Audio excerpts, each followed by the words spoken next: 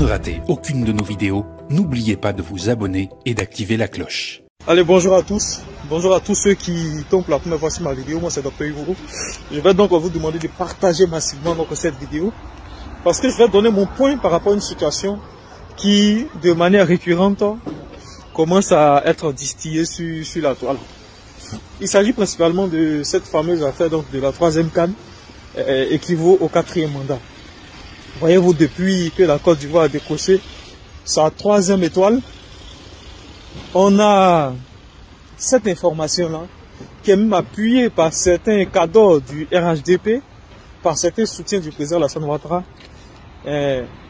relatant le fait que, puisque l'organisation de la CAN a été très fameuse, très emblématique pour la Côte d'Ivoire, parce qu'il faut dire quand même que cette CAN-là a positionné la Côte d'Ivoire quand même certaines dimensions internationales.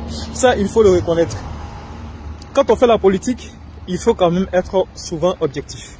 Et cette objectivité-là, moi je la garde donc dans mes analyses. Il faut aussi reconnaître que le président Alassane Ouattara a quand même abattu un travail vraiment colossal en ce qui concerne l'organisation de la CAN.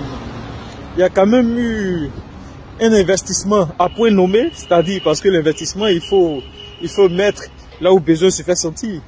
Et il y a eu toute une stratégie d'un point de vue économique, d'un point de vue aussi ROI, c'est-à-dire de tout ce investissement en termes d'image, en termes économiques. Tout ça, ça a été quand même bien pensé, bien réfléchi. Et je pense que cet investissement-là a valu quand même le coup. A valu quand même le coup. Et pour cela, nous saluons vraiment le président Alassane Ouattara pour ce qu'il vient de faire.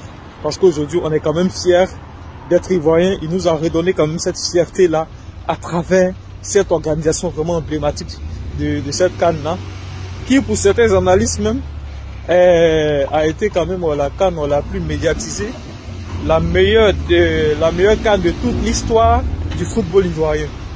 Donc vraiment, le président Alassane Ouattara a abattu un travail vraiment colossal à ce niveau-là. Ça, personne ne peut dire le contraire.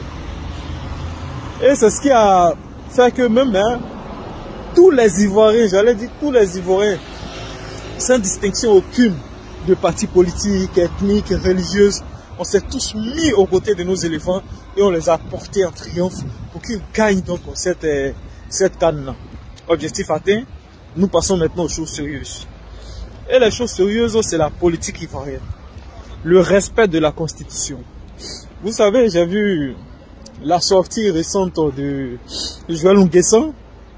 Je ne sais pas s'il est toujours membre RHDP ou c'est un cadre ou bien c'est un ex-cadre du RHDP qui disait comme cela que cette CAN-là mérite un 4e mandat pour le président Alassane Ouattara.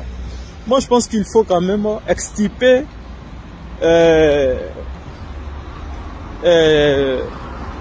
au sein de la politique ivoirienne ce genre de personnalité-là. Il faut les sortir de la politique ivoirienne parce que c'est ceux-là qui poussent les dirigeants africains à commettre l'irréparable. Honnêtement, ce sont ces personnes qui défendent plutôt les intérêts que les intérêts nationaux, qui poussent les dirigeants politiques, les présidents à commettre l'irréparable. Aujourd'hui, le président Alassane Ouattara n'a plus besoin d'un 4e mandat. Moi, je le dis honnêtement, il n'a plus besoin d'un 4e mandat. Il a fait le travail qu'il devait faire. Il a positionné la Côte d'Ivoire là où elle est aujourd'hui. Il ne faudrait pas que le fait de transcender la Constitution vienne empiéter son bilan. Disons-nous la vérité. J'ai décidé de ne plus, en tout cas de mettre maintenant des analyses objectives, de ne plus m'attaquer froidement au président Alassane Ouattara parce que nous sommes sortis quand même grands de cette CAN-là. Et en toute connaissance de cause, je me dis que ce monsieur-là, quand même, il a battu un travail colossal. Il faut quand même le lui reconnaître. Mais il faut aussi, en même temps, mener des initiatives de telle sorte à l'encourager à s'éclipser de la scène politique. Il ne faudrait pas que tous ces efforts qui ont été donc initiés, tous ces efforts qui ont été donc menés pour positionner la Côte d'Ivoire aujourd'hui à ce niveau-là, puissent quand même être terni par vouloir ou en voulant se maintenir au pouvoir pour un 4e mandat. Il en a déjà fait 3. Il a fait 15 années de règne en Côte d'Ivoire. C'est assez trop. plus on dure au pouvoir, plus on crée cette forme de lassitude au sein de la population ivoirienne. Donc, à un moment donné, il faut encourager nos dirigeants politiques à savoir pouvoir quand même passer le relais. Voilà, à savoir pouvoir passer le relais. Aujourd'hui, si le Sénégal a cette culture démocratique, c'est parce que à un moment donné de son histoire, le Sénégal a eu des hommes quand même qui, en tout cas, qui ont eu ce courage-là de transmettre le pouvoir, qui ont accepté quand même le verdict des urnes, qui ont accepté, même pour certains comme Senghor, de démissionner à un moment donné quand ils sentaient qu'ils n'avaient plus les capacités pour pouvoir diriger le Sénégal. Il faut que la Côte d'Ivoire commence avec cette culture démocratique-là. Et je vous dis, si le président Alassane Ouattara, lors des échéances électorales à venir, décide de se retirer de la scène politique, il sortira grand. Il sortira comme vraiment un mythe. Parce que ça n'a jamais existé dans l'histoire de la Côte d'Ivoire. Ça n'a jamais existé dans l'histoire de la Côte d'Ivoire. Et il sera positionné à une telle sphère que même pour prendre les décisions en ce qui concerne la Côte d'Ivoire, on le consulterait. Les gens vont le consulter.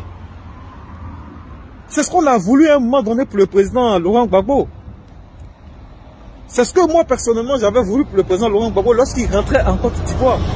Je ne voulais même plus le voir encore traîner dans cette histoire de présidence de la République. Parce que pour nous, Laurent Gbagbo, à un moment donné, il avait atteint une telle dimension, il avait tout un mythe autour de sa personnalité. Donc en retournant en Côte d'Ivoire, il devait se repositionner au-dessus même de toutes ses ambitions personnelles de vouloir coûte que coûte diriger la Côte d'Ivoire à nouveau. Il se positionnait comme un sage.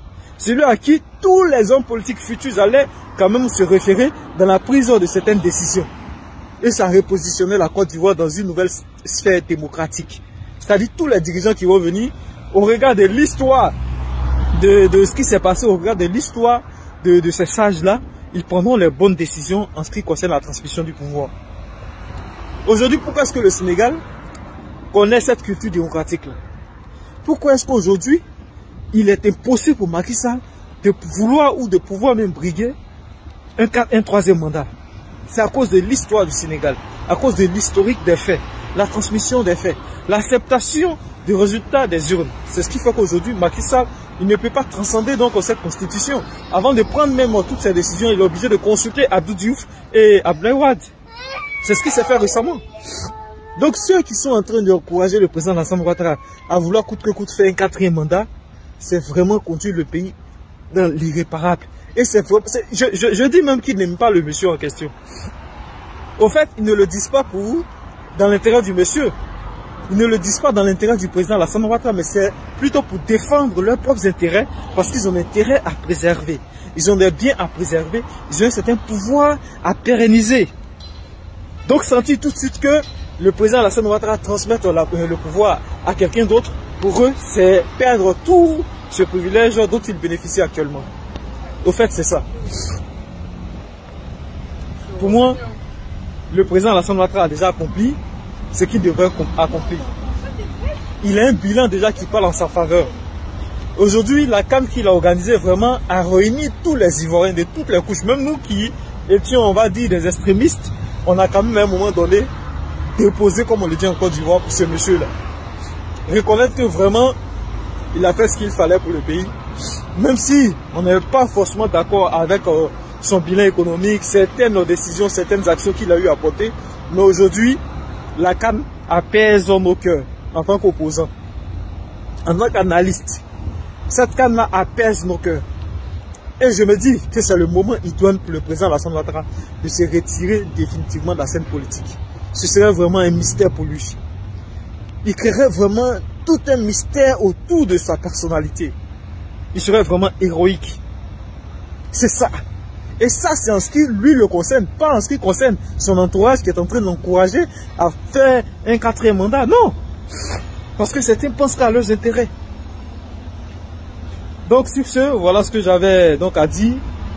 Et je pense que voilà, ce que vous avez à faire, c'est de partager massivement. Partager massivement afin que cette vidéo-là quand même se trouve dans tous les groupes.